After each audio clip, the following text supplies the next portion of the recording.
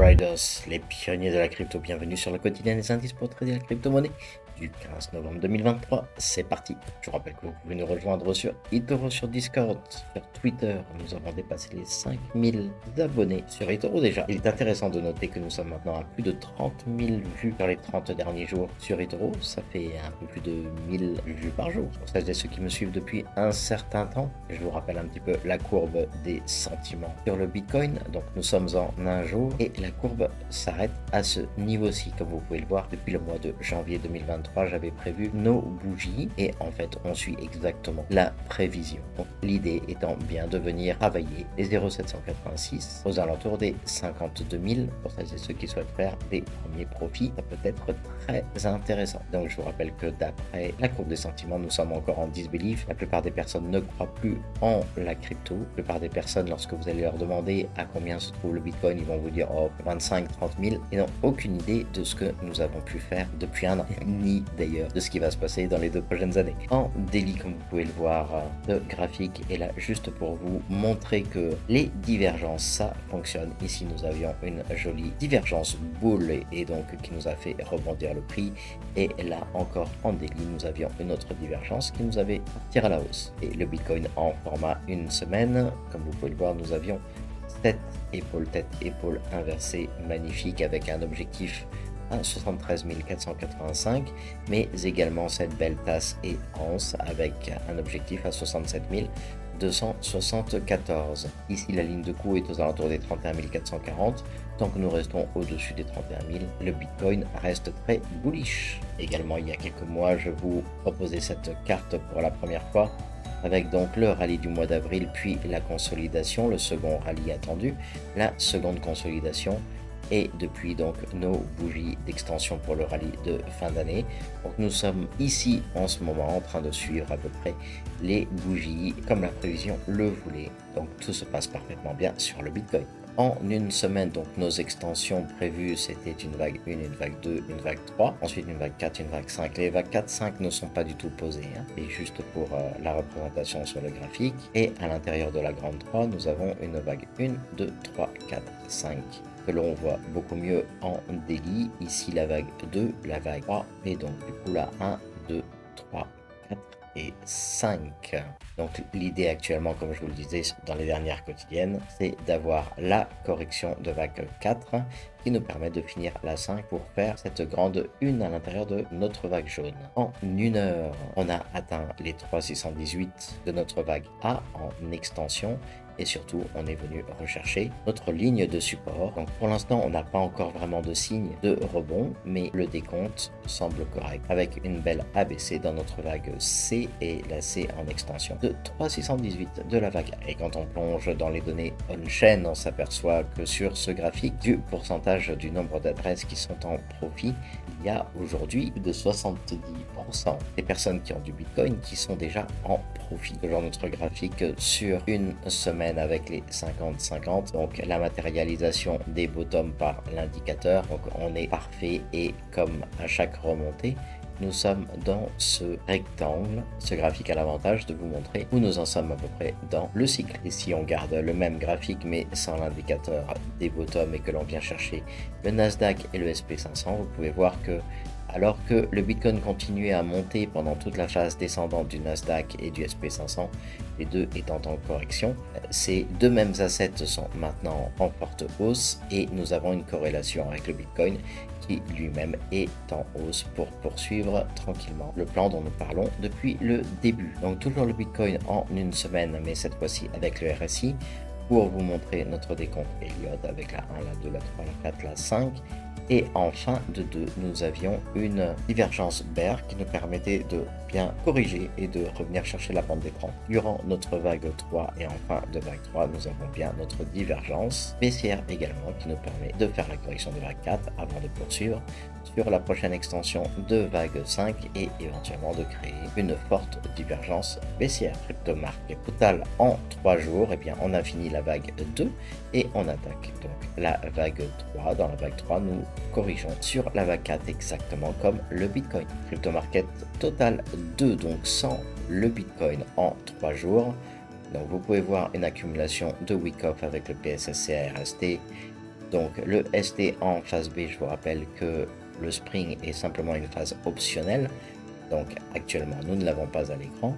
Et nous avons les LPS avec éventuellement un joli travail de la résistance au niveau de la R et des lignes de résistance supérieures pour venir chercher un SOS et ensuite aller plus haut. Et les crypto market total 3, donc sans l'Ethereum et sans le Bitcoin.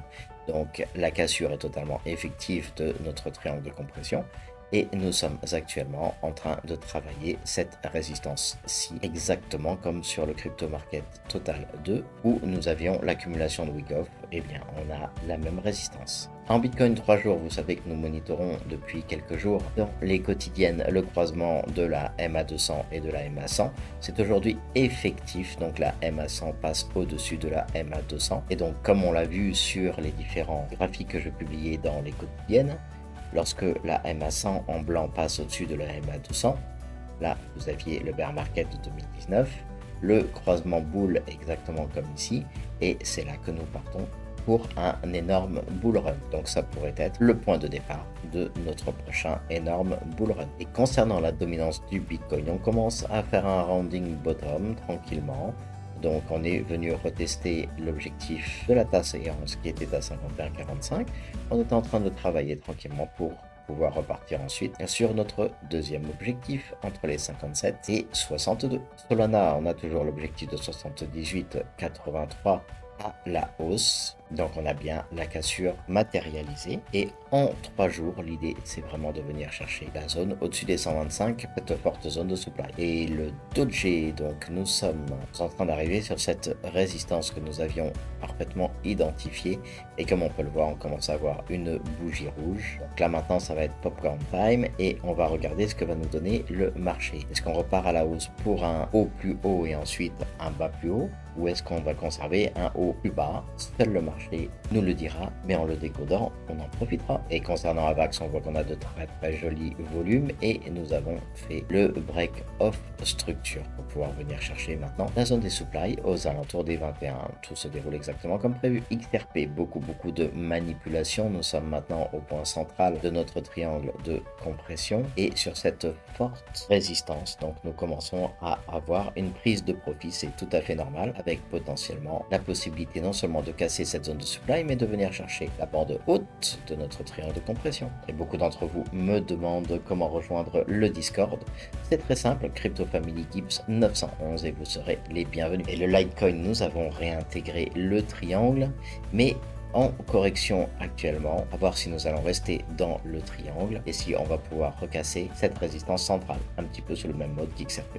Et FTM, le break-up structure est maintenant effectif avec de très jolis volumes. L'idée maintenant, c'est de venir chercher notre forte zone de supply aux alentours des 52. Et le BCH, le Bitcoin Cash. Donc, comme vous le voyez, nous avions une épaule tête-épaule inversée avec un très bel objectif que nous avons parfaitement maîtrisé, puis triangle de compression, et maintenant il va falloir voir est-ce que nous cassons à la hausse ou pas. Le triangle est très joli puisque très peu de volume et c'est ce que l'on souhaite dans un triangle de compression.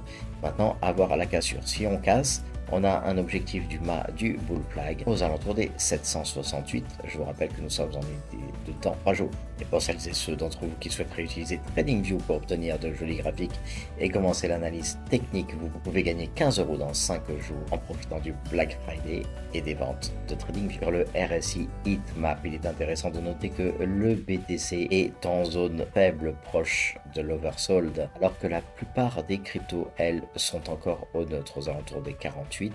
Il reste quelques cryptos en zone strong comme le Floki, le GLD, le Matic, Avax. Donc tout le crypto market est en train de refroidir tranquillement, ce qui sera parfait pour repartir à la hausse plus fortement.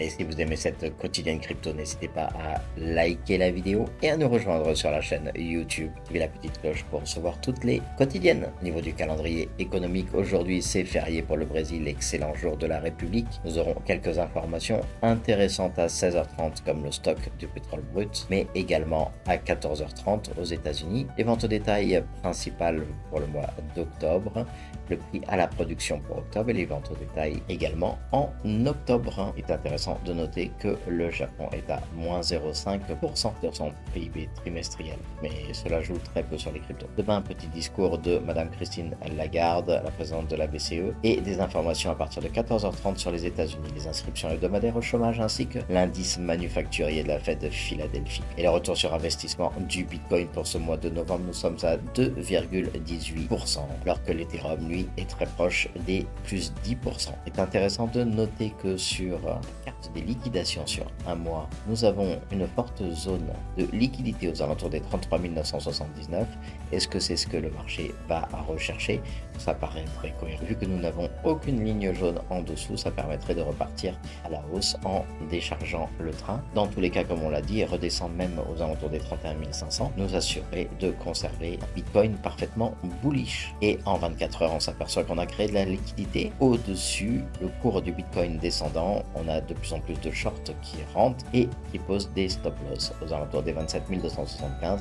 Donc on recrée de la liquidité et plus on aura de liquidité en haut, plus on aura de chances que les market makers orientent le marché à la hausse. Sur les dernières 24 heures, 76 000 traders se sont fait liquider avec 302 millions au total pour 264 millions de longues comme on vient de le voir et 37 millions de shorts.